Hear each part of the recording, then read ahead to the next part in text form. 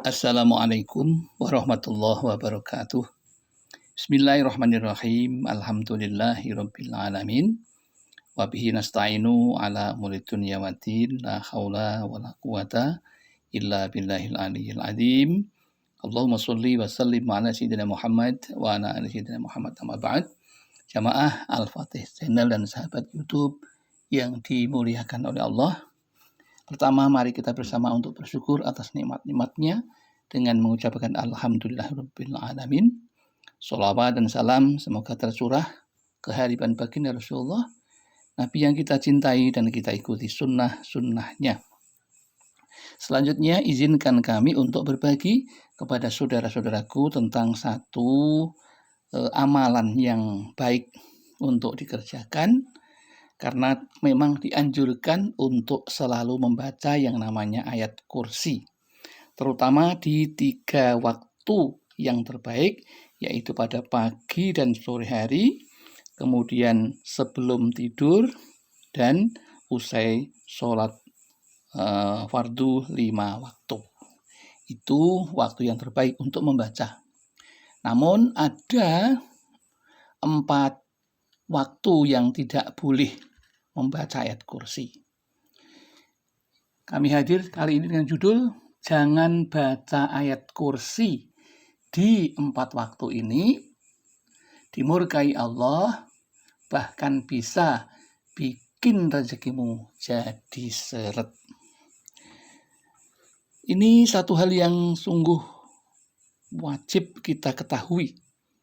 Di satu sisi yang namanya ayat kursi itu dianjurkan untuk dibaca terutama di 3 waktu utama, yaitu yang sudah kami sebutkan tadi.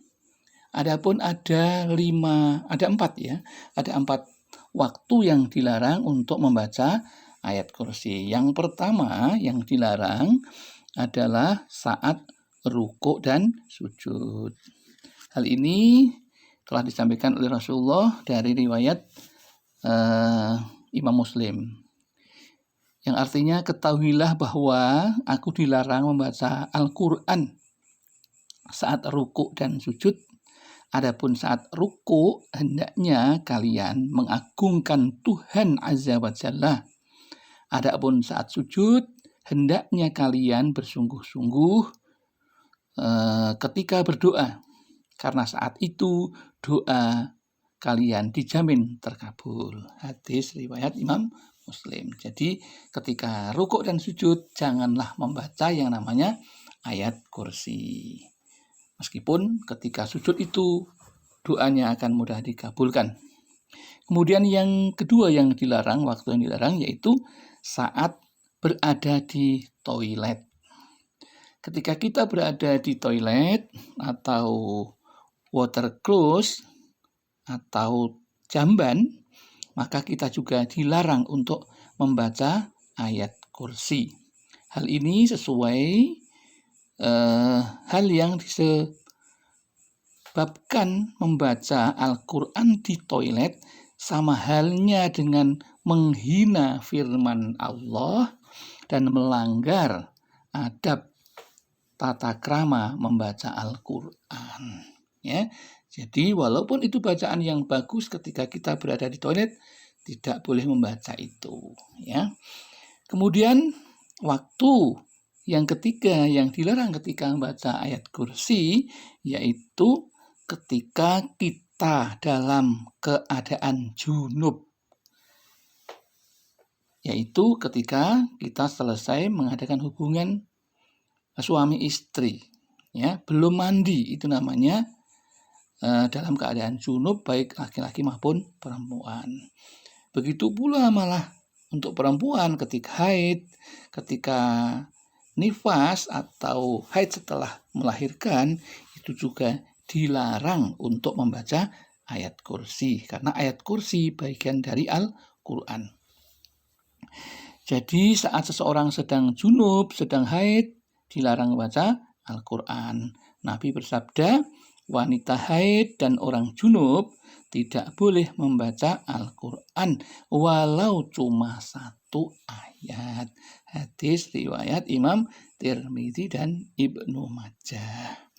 Kemudian Yang keempat, waktu yang dilarang ketika membaca ayat kursi yaitu saat kita dalam kondisi mengantuk.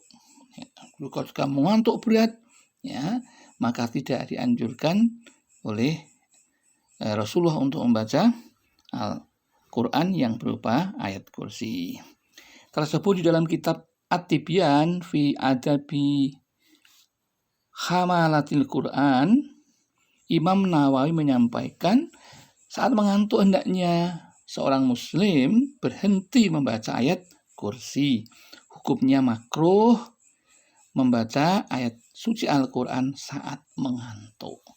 Karena orang yang mengantuk itu tidak akan bisa mengingat makna yang terkandung di dalamnya, sehingga seolah-olah orang ketika mengantuk itu membaca dalam kondisi mengigau. Hal ini bertujuan untuk menjaga dari kemungkinan salah baca sehingga merusak atau mengubah bacaan Al-Quran.